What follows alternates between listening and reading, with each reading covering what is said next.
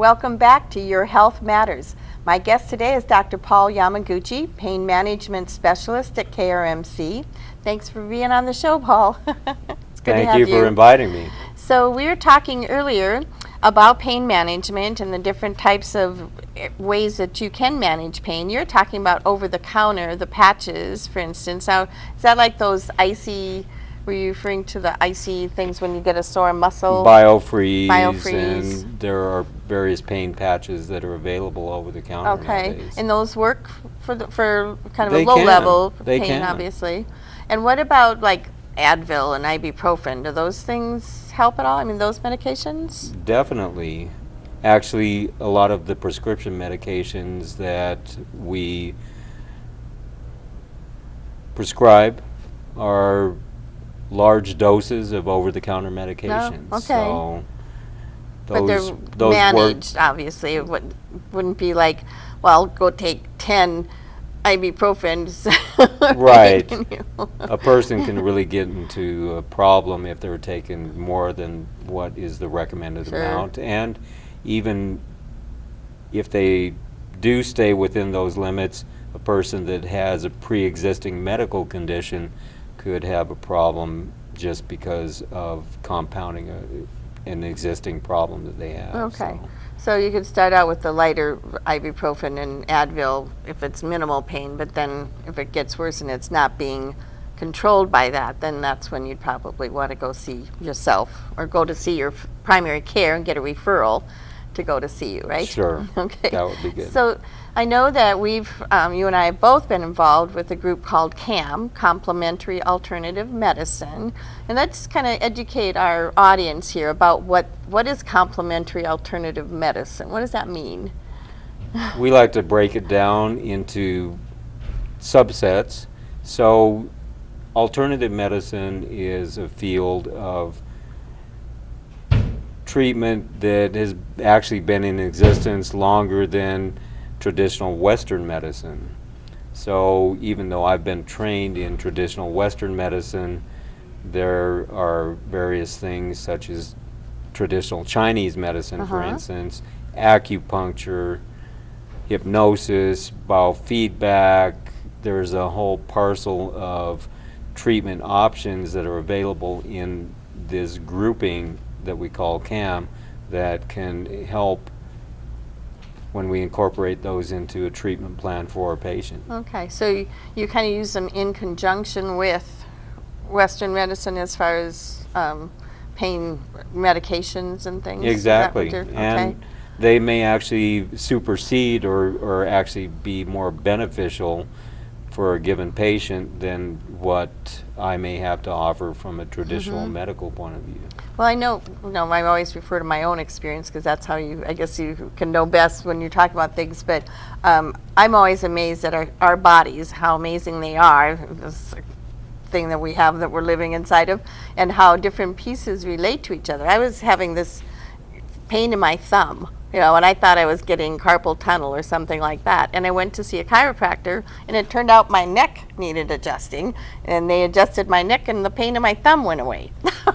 That was kind of weird to me, but then that's that old song about the knee bones connected to the whatever. Right, some of those connections are pretty far-fetched, but again, when you look at the research that's being unraveled right now, they discovered that there are some far-reaching and complex pathways that we haven't realized with our traditional look through the Western medical model. Right. And again, we get back to that complement, working together, and not necessarily one is better than the other. It's more you can work them together and find the best for the patient. So I know that we've kind of started a group up that's looking at complementary alternative medicine, and that if a person has, for instance, they want to look at some alternatives besides that, and would they go to see a chiropractor maybe to start? That would be a common place that a person might start, sure. Okay. And I know a lot of them here in town even offer acupuncture. I think some do biofeedback. Do you do that here at the Pain Management Center? We at times would offer acupuncture, but right now, primarily that is being referred out to the Okay. chiropractic Okay. community.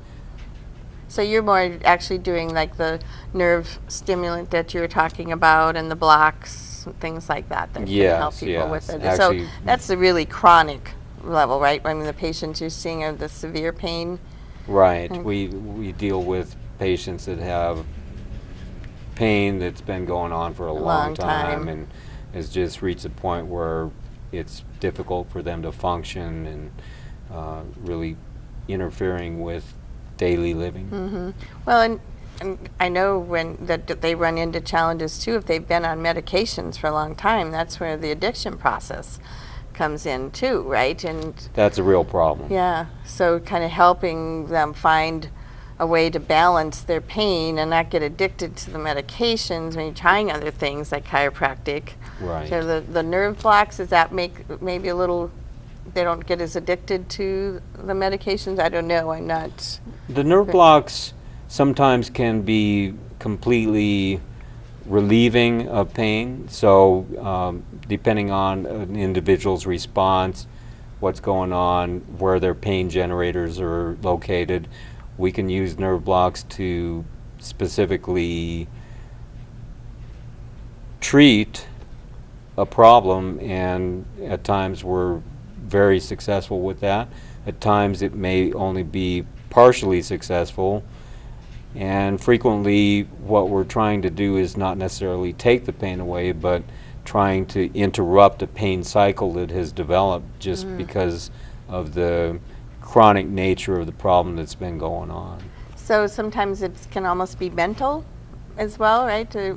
Our brains kind of get involved in this too, right? Exactly. Everything is interconnected, as you Right, pointed yeah. out. So the mental aspects, the social aspects, emotional aspects, as well as the physical, are all interrelated in terms of a patient's pain experience.